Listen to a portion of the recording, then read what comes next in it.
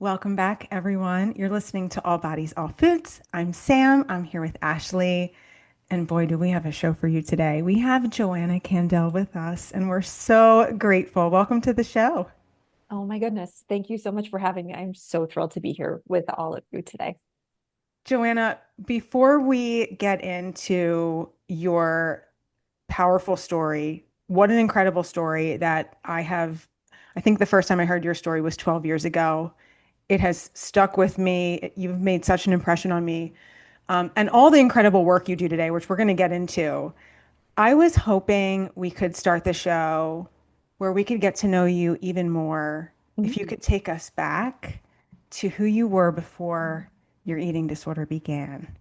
You shared Oh, that, yeah, you shared that your eating disorder started with a diet at 11, Mhm. so young. And I was curious, who were you before the eating disorder? And what do you think that younger version Mm. of you was really needing deep down? Wow. Okay.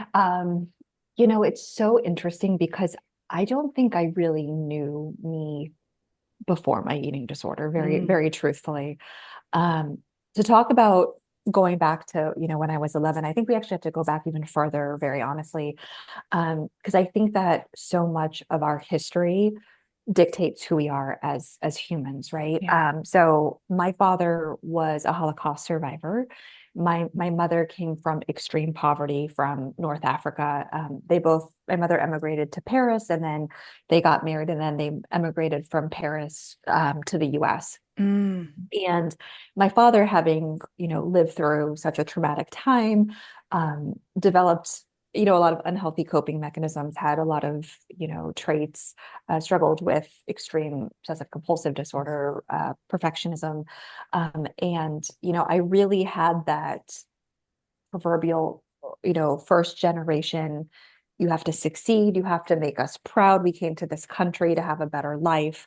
And so, for as long as I can remember, and I think, also genetically, I struggled with anxiety. I mm, struggled with perfectionism. Also, it really sort of came out as being that very shy kid, never feeling good about myself. I would always hide behind my parents' legs. Um, mm, and I grew up in a house where I knew that I had to be a success. I had to be a lawyer or a doctor or something along those lines, and the American dream, if you will. mm, Um, mhm. and it just so happened that when I started walking, I walked with my feet turned in. So I was very pigeon-toed. So my parents thought it would be really good to put me in ballets to be able to turn out my feet. And so at the age of 3, I went to a local ballet studio that was attached to a professional company. And I remember in that moment, it's probably one of my earliest memories, seeing a professional ballet dancer wearing a tutu and point shoes. And I knew in that moment I wanted to be just like her. Mm, And that's where my love for ballet started. And so if you think about this time of never feeling good enough, living in a very black or white, very binary brain, always having to be the best, dancing, succeeding at all cost. As you can imagine, that was really part of that perfect storm that ultimately, at the age of 11 and a half, became what was the development of an eating disorder. And so, to get back to your question, I think I wanted acceptance. I think I wanted to feel good. I wanted to feel good enough. I wanted to feel okay in my body. And I think Mhm. all of that really were so many of the parts of the development of the eating disorder. So many risk factors that I think so many people can relate to. Intergenerational trauma, the Mhm. Mhm. pressure to Yeah. succeed, the Mhm. perfectionism, um, ballet. This is an activity that has a lean aesthetic. I Yeah. mean, just like you said, it's like this perfect storm. And wanting acceptance is usually at the root of so many eating disorders. Yeah. Feeling really like feeling good enough, right? To feeling Yeah. deserving. And it was really interesting because further on in my story, on my journey to recovery, I was working with this amazing clinician because for a lot of my story, as we'll talk about, I didn't have access to care, which is probably one of the biggest reasons why I started the Alliance. But I'd finally connected with a clinician who agreed to see me in a sliding scale, and she was revolutionary for me and Mm. really, really helped. And one of the exercises we did was these affirmations. And I remember telling her, like, I'm not going to be the person that's going to write, like, I love myself, I'm beautiful, because I think they're full of caca. Like, let's move on. And Right, so right. um, we worked a lot on finding an affirmation that connected. And ultimately, what mine ended up being was the two words, I deserve. And Mm. I remember saying it very almost robotically, not connecting to it. And Hmm. after doing it for a while, this one time I heard my voice, my words, and I started to cry. And I think I must have been around 20 or 21 at the time. Hmm. And that really was such an important moment for me on my journey to recovery was because I didn't feel like I deserved. I Hmm. didn't feel like I was good enough. I didn't feel like I deserved to take up space or to be seen. And I thought that if I just kept on trying, if I just kept on working enough, that maybe I would get there.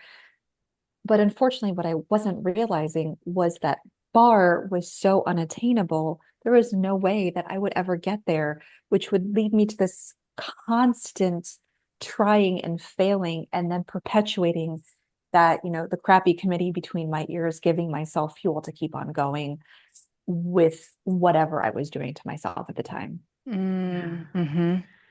That sounds so hard, Yeah. Johanna. Yeah. Um, you you've shared in some of the talks that you've done that you've walked through Mhm. trying to get to recovery for Yeah. a while, and you Yeah. even had a period where you were close to death. Yeah. Yeah. Unfortunately, my eating disorder started at 11 and a half. And, I say this a lot. And so for those of you that have heard me speak, there was never this moment that I, woke up one morning, looked outside the window in West Palm Beach, Florida, and said, "Oh, it's a beautiful day. I think I'm going to have anorexia nervosa today." Yeah, That was Right. never it. And that's not it for all of us with eating disorders, right? I often equate it to this, that quote that the path to hell is filled with good intentions. Like I did what yeah, everyone else in my ballet class did. We all went on a diet to get ready for an audition. Mm. And because of my genetics, because of my right. temperament, because of the environment, everything came together. And my simple diet turned into a nearly 10-year battle with various eating disorders. I struggled with anorexia nervosa, with bulimia nervosa, with binge eating disorder, with atypical anorexia nervosa. I would even say orthorexia at some point Yeah. as well. Um, and, the whole time is I was going through these cycles of restricting and then binging and then restricting. And even when I was binging, and I talk about this a lot with binge eating disorders, Hmm. like so often the root of binge eating disorder is restriction as well. Like Yes. I was trying to be better. I was trying to do better and I would set myself up. Um, but for so long of my struggle until I was around 17 and a half, I sort of touted that line of not in my head being sick enough, quote unquote, Yeah. and not being that lifetime after school special. So no one thought, oh, eating disorder, and it wasn't really until one night my mom happened to walk in on me in the bathroom and I was changing, and I was at that point extremely underweight. And she just looked at me and started crying, and I was so afraid in that moment. I have to tell you that I was crying out for help and I wanted to get better because I knew that I Mm. couldn't continue. And yet at the same time, I was so, Yeah. so terrified that this would be taken away from me Mm. because it had become the way that I coped. It became the way that I lived. And the next day, my mom took me to my pediatrician. And as many of us have experienced in this world, the doctor was very evasive, was like, she's a little bit underweight, but go home, feed her some good French food, she'll be fine.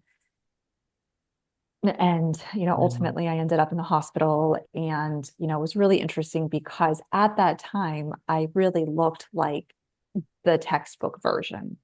And no one said the word eating disorder to me. They were more concerned about the physiological side effects of the eating disorder as opposed to, oh, maybe this is what she's struggling with. Mm.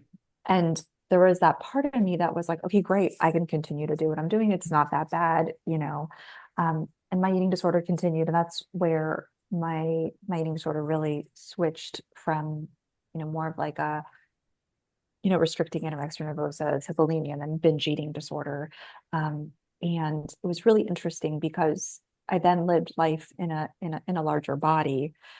And when I lived life in a larger body, I was then prescribed the behaviors that I was struggling with when I was struggling with anorexia nervosa. Oh So, my goodness. Wow. or low weight anorexia nervosa, Right. I should say. Right. You were Um, told to diet, I essentially. was I was told to diet, Yeah. and I was legitimately more sick in that body than I had been previously. And Yeah. that's what makes me really, really want to advocate to Yeah. shatter that stereotype that eating disorders have a look, because you can look absolutely fine and be dying from an eating disorder. Yeah. And so, Yes. um, you know, I had this moment. I ultimately had my ballet career taken away from me because um, my mom, she came in, she saw one of my performances and she said, it's clearly the ballet that's causing you to struggle with whatever you're struggling with. I didn't have a name for it. I didn't have a diagnosis for it. Right. And there was part of me that thought, if I didn't have to wear pink tights and a black leotard all the time, this would go away. And what ended up happening is for so long, I felt like I had these dueling identities of like Joanna the ballet dancer. And Yeah. even though my eating disorder was never my identity, it felt like it was my identity. And when the dancing went away, the only thing I was left with, Mm. I felt, was the eating disorder. And Mm. so that's where it's just became worse, really. Yeah. And it also led me to what I'm ultimately doing today, because I had this feeling of, the only thing that I know about as much as I know about my dance is my eating disorder. And if one day I would ever get better, I really want to do something. Now, I was definitely not in a position or a place to do anything because I was so ill at the time, but that was really the catalyst for me to start going to school, to get my degree, and then ultimately led me to making up probably one of the hardest phone calls I ever made in my life. What was that phone call? It was a call to my parents. Yeah. And, I literally said to them, Mom, Dad, I'm sick and tired of being sick and tired. And that was really it. It was after, unfortunately, a suicide attempt that I had. Mm. And I had this moment where the fear of change was just a little bit less than my desire to just open up that door and just take a peek out. And I think somewhere inside of me, I knew that if I didn't get the help, if I didn't change, that I wouldn't make it. I had lost people in my circles to this insidious disease. And I just, I had this moment of, I think I want to get better. I'm not fully, committed or invested, but, Mm.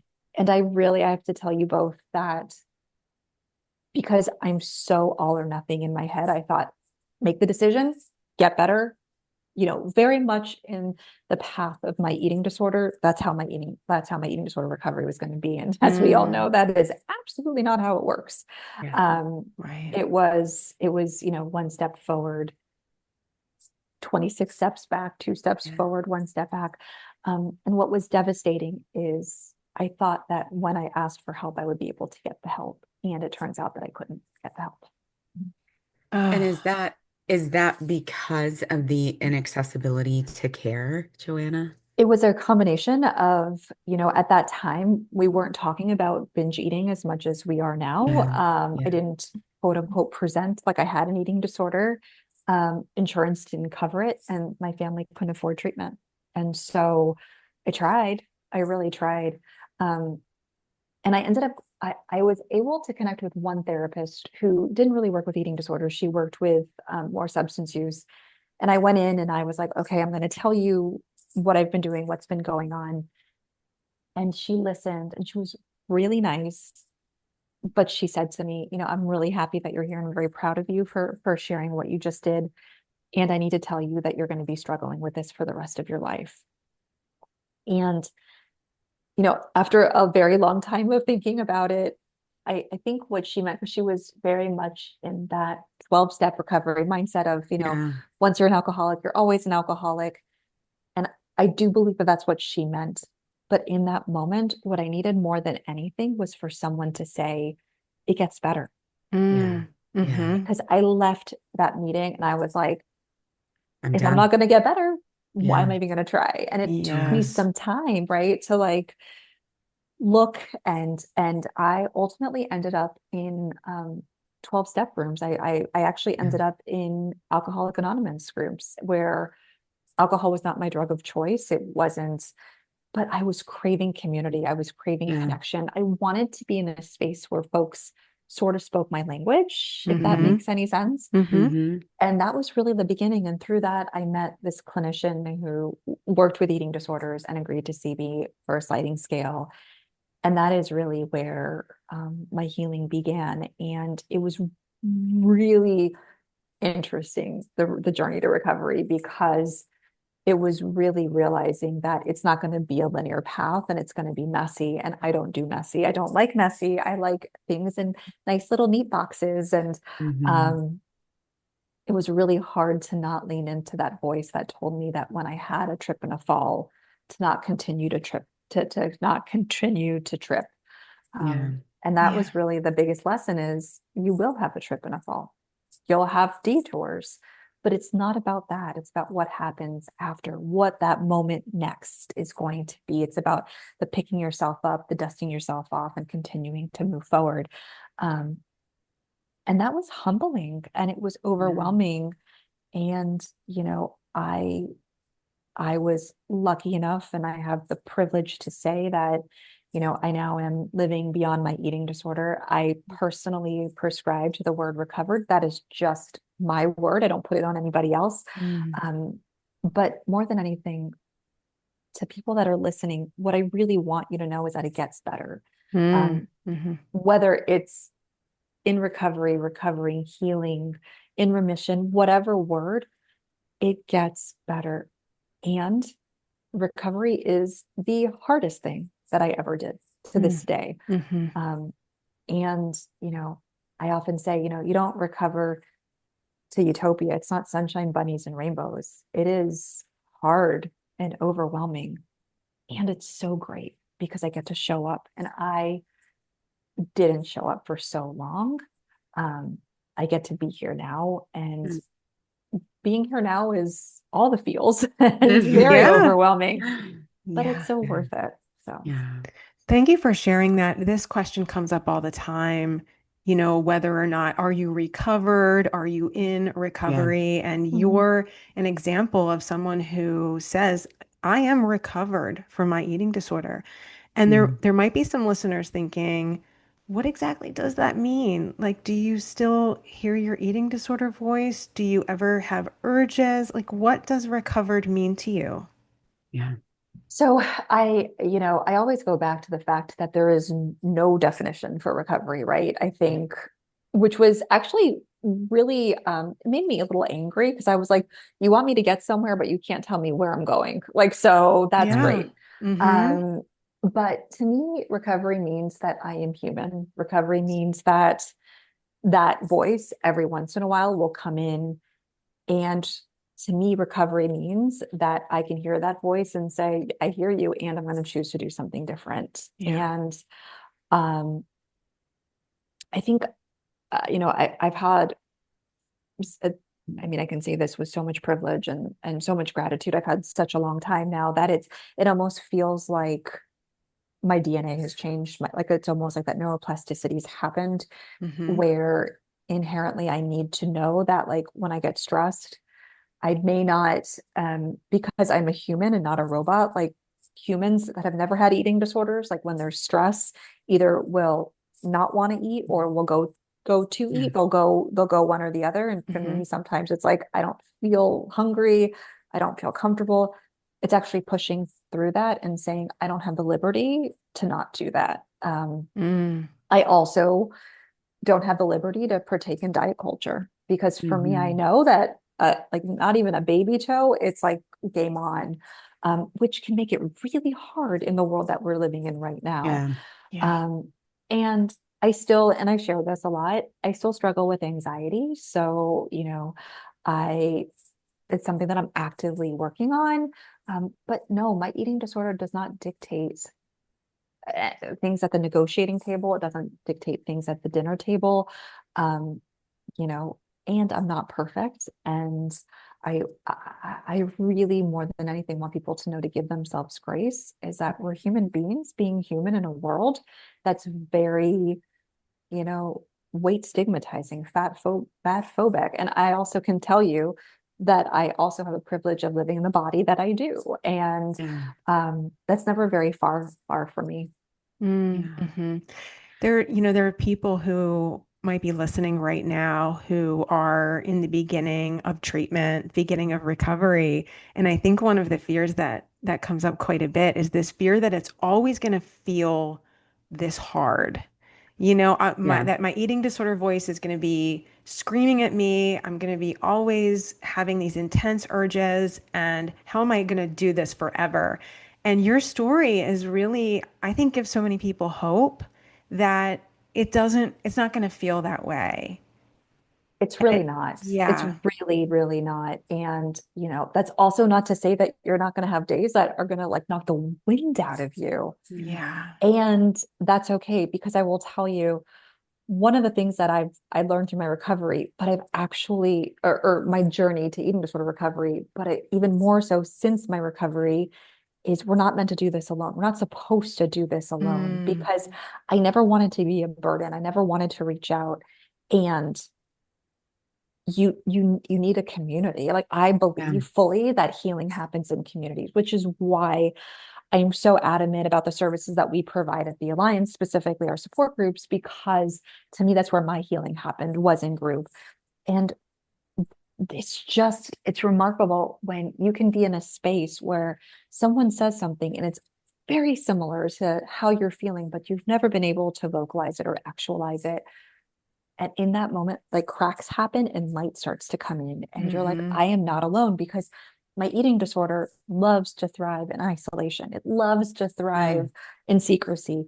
And yet, when I allow myself to lean into the humans that are around me that are there extending their hands, it's hmm so much easier to take that step.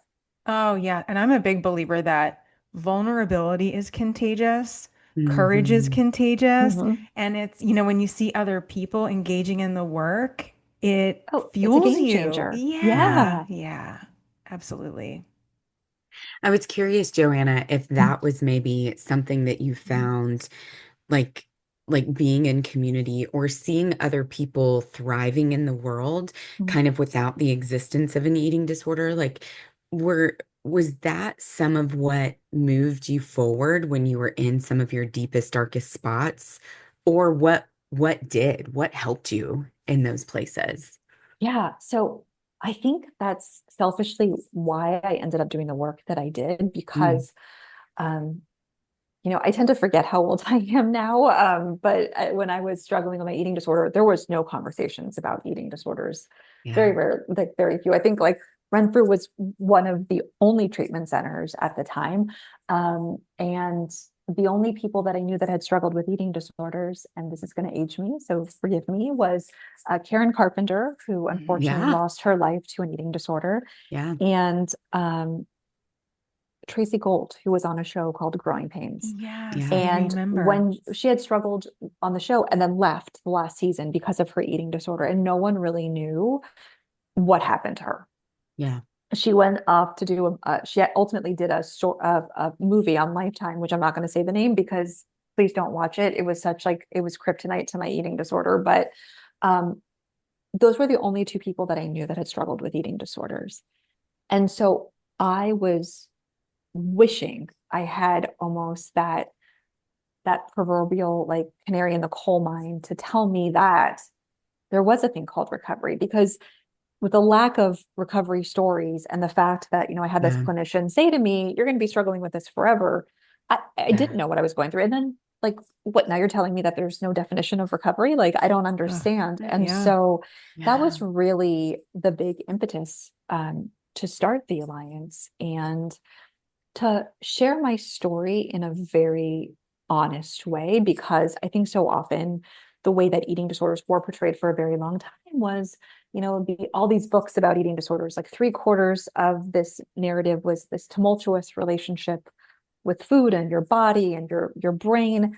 And then something happens, they end up in treatment or the hospital, and then they live happily ever after. And I was like, that's not my story. Yeah. That's not at all my story. Hmm. Um, and so I really worked hard to sort of push that discomfort of sharing my most vulnerable facts about myself in hopes of helping other people know that it does get better. And I am, I think the first person I ever heard talk about it was Carolyn Costin when she was really talking about recovery.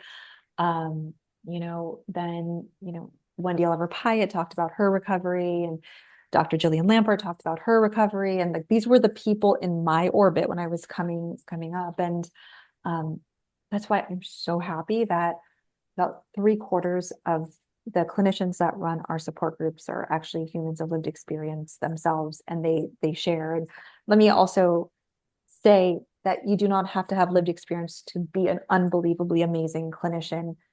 And it's really cool when someone can say, I've walked this journey and keep on going, because it's might be so hard, but it's so worth it.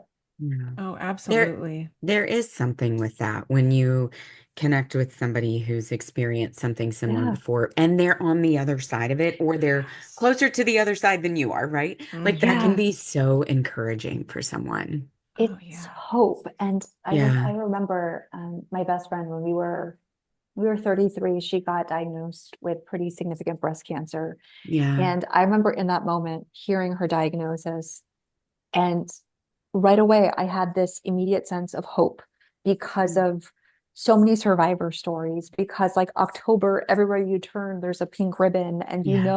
that Mm. people live beyond this diagnosis.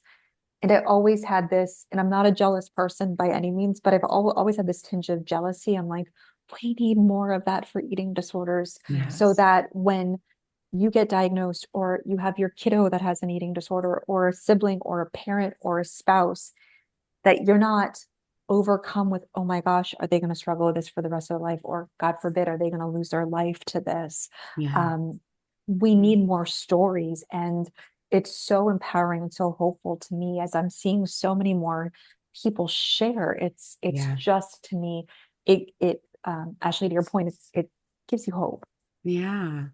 Well, Yeah. and eating disorders thrive in shame and Yeah. secrecy. Yeah. Yes. And I mean, and they have for years. And so if we can come to the other side of that, I'm thinking about that too, like how October is completely pink, right? Yeah. There's, and there's runs and all sorts of stuff and like fun shirts and things. And Yeah. why does somebody getting diagnosed with an eating disorder, why does there have to be stigma or shame attached to that? Why Mm. can't we approach it and treat it in a similar way? Let's rally around this Yeah. person and support them. Well, and Hmm. I think that that is so much of the work that I think I've spent the last 25 years doing, is Yeah. really, changing the narrative that eating disorders are disorders of choice or vanity. These are Yes. biologically based brain illnesses. These are Yes. serious mental illness and need to be treated as such. Like, you would never in a million years tell someone that broke their arm, well, will it to get better? And if you had enough willpower, you could. Yeah. And but that, absolutely not. And why are we doing this to people with mental health disorders, specifically eating disorders? Like how is that okay? Like, they need to Yeah. be treated on par. Physical health, mental health, they're all health, full stop. Hmm. Hmm. I'm wondering, Joanna, was there ever a time where you felt any fear or shame about sharing your story? Because I know this comes up Mm. for people, and those feelings can get in the way Yeah. of talking about what's going on. I think for me, which was really interesting, is I never wanted to talk about it during my struggle and during my recovery. When I was in more of a recovery state, I really wanted I really wanted to talk to that 11-year-old me who was so afraid of taking up space or to be seen. So I think that was really that sort of superseded um, any shame that I had around Mm. talking about it. So it was very much of I want people to talk about this, and something which always humbles me every single time is whenever people find out what I do. I mean, there's some that are ignorant and we're not even going to allow them to take space in this conversation. But it's, oh, I struggled with an eating disorder, or my roommate, or my this. Everyone knows someone who has struggled, and Hmm. people want to talk about it, but they don't know how to talk about it. Right. Mm-hmm. And I think we've come very far from where we were. We still have very far to go, but you know, our biggest North Star at the Alliance is ensuring that eating disorders are part of the general mental health conversation, because if we're not at least including it in the mental health conversation, we're never going to include it in the mainstream conversations that we have. Mm-hmm. Mm-hmm. Well, you do so much good work spreading awareness and giving hope to people. We're just so grateful to have you in this Thank you. community. I My hope you gosh. know what a powerful voice you are, and you've given a voice to your little 11-year-old self Mm. who was scared to speak out and take up space. And that's such a powerful visual of you giving that little girl a voice. That's extremely generous. Thank you so much.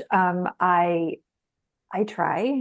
I started this work for me, very honestly, for that 11-year-old me. And then as I started to meet so many, probably the most incredible people I've ever met in my life through this eating disorder community, um, and feeling actually a lot of anger that this disease was happening to them. Mm, And then um, I have a daughter now, and I do this work for her. And mm, that is full stop why I do this work and why I will continue to do this work. Um, I have to. I have yeah. to. I believe in it. Yeah, it's such a powerful thing when you're really clear on your why. We talk about this Yeah. a lot with our patients and our alums that you have to get clear on the why. Why are you doing this? And Yeah. whether it's for the little girl inside of you, or it's for your daughter, or Hmm. for the people Yeah. you love. I mean, or for just for yourself. I mean, that why is so crucial. Yeah, and I also, something that we talk about a lot. In fact, our Eating Disorders Awareness Week campaign was all around whys this year, and it was really interesting listening to people, because a lot of folks that come to our group or even we're connecting with the campaign were like, "Well, I don't really have a recovery why," and the first thing that I would say to them is, I didn't have a recovery why either when I started. Yeah. Mm-hmm. And because I didn't have a recovery why, I had to think about what I didn't want anymore. So my recovery why Mm. was to not feel the way I was feeling anymore. It wasn't like, because I would be watching some people that were like, oh, my why is to have kids one day, or to get married, or to be the CEO of a Fortune 500 company. I was like, I don't give a crap about any of that, Yeah. really. Mm-hmm. And to me, what connected was, I just want to be able to get out of bed.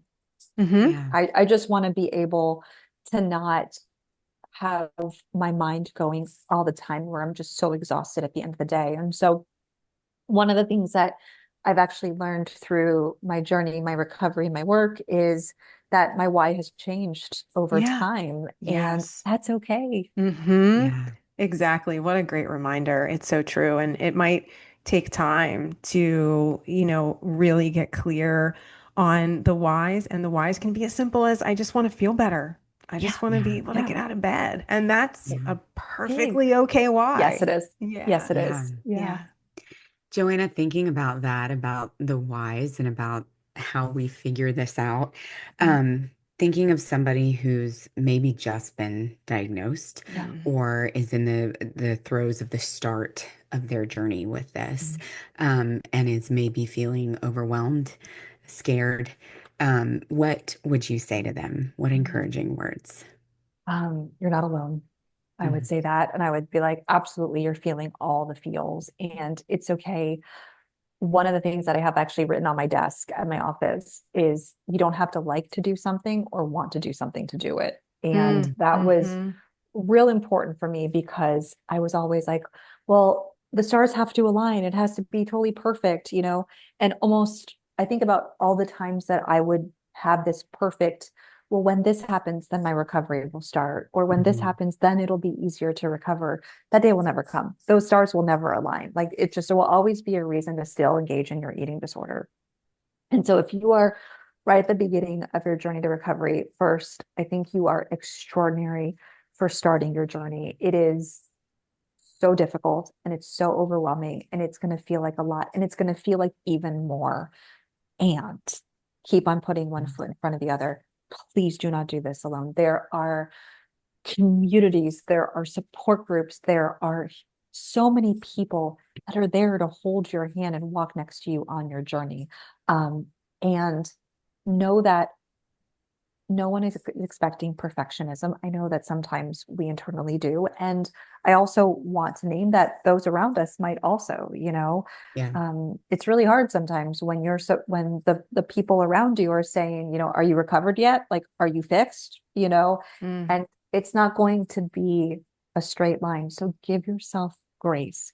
If you take a slip, a trip, a wrong turn, a detour, it's all part of your journey. We have this amazing support group member who's been coming to the Alliance for the last 5 years.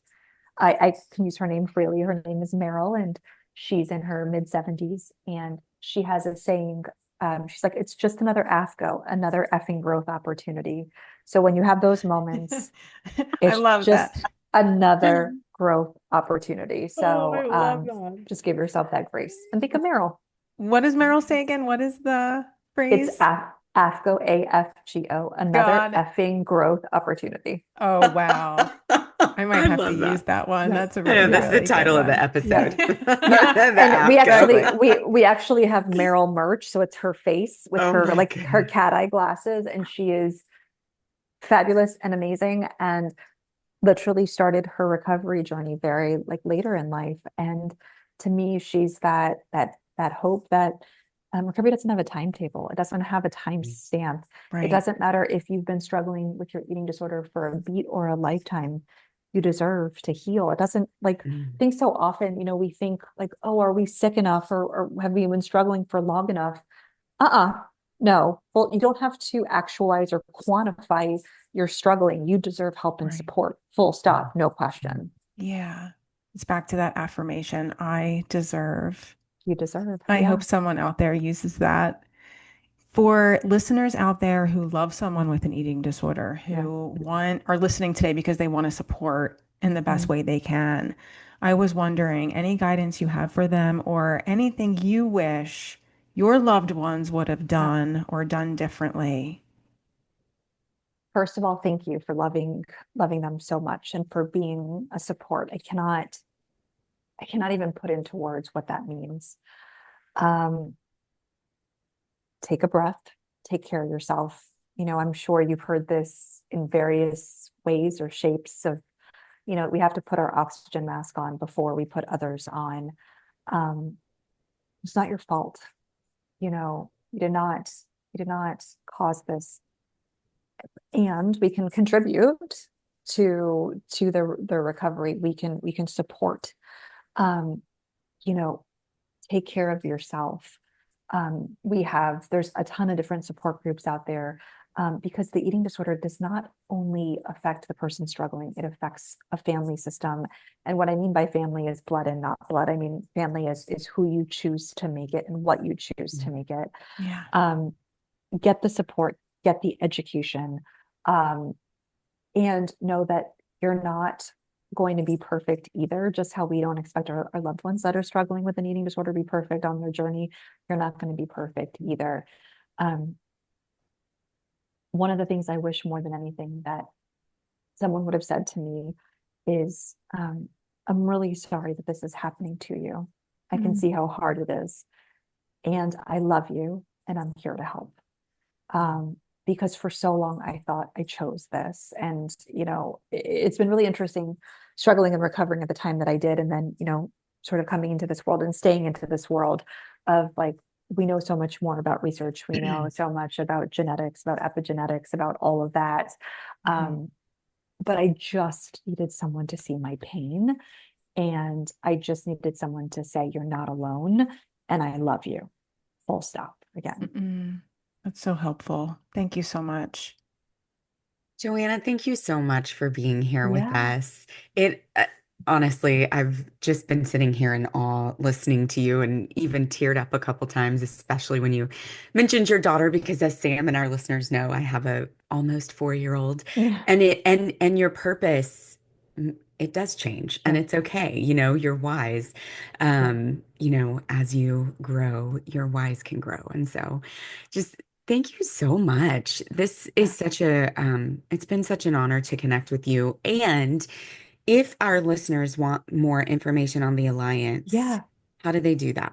Yeah. So at the Alliance, we have the National Helpline that's open Monday through Friday from 9 a.m. to 7 p.m. And what's really cool about our helpline is that it's staffed by licensed and specialized therapists. So everyone who you talk to is a specialist in eating disorders, and we can help just listen.